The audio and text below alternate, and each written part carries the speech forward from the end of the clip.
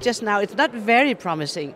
What do you think you can do, and what perspectives do you have? Well, as WWF, as part of civil society, we have, I guess, an inside and an outside game, as it were. We still have a number of people in the building here who are trying to keep track of what people are saying and how they're positioning themselves in the governments, and naming and shaming where possible, and trying to put bits of text in front of people suggesting amendments. So there's quite a detailed engagement here. But then, of course, there's trying to keep the big picture and trying to message that big picture to the outside world to ensure that the pressure comes in the capitals, that it's visible around the world what we're heading to.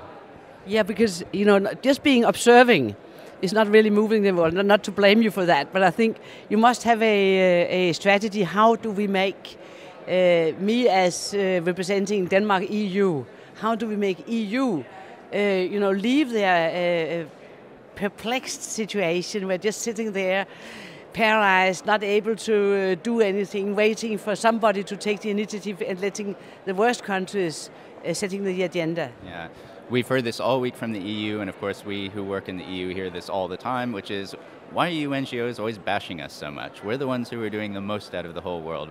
I was in the press conference yesterday from the EU. Of all the countries in the world, we have a policy, etc.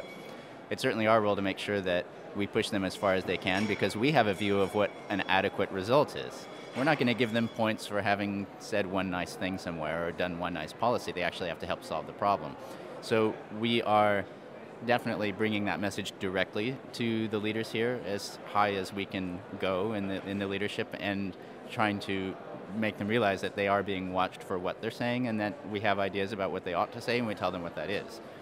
But we also are working externally, and part of our groups here are the ones that organized 100,000 people on the street out here in Copenhagen. Neither Dimas, nor the Swedish presidency, nor the presidency to come, and sorry to say, not even the European Parliament had something to say else that we are the best. And sitting there saying we are the best without doing anything, and now really being part of the problem and not part of the solution, because somebody has to be front runners.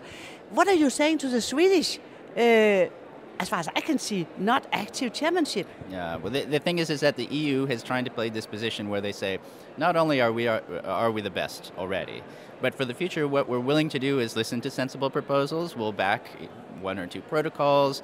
We will move to 30% if other people move. They've painted themselves in this corner of lack of ambition, lack of leadership, and we've been pushing the Swedes. We're saying, look, this thing right here is not headed in a good direction, and the EU has to be bold.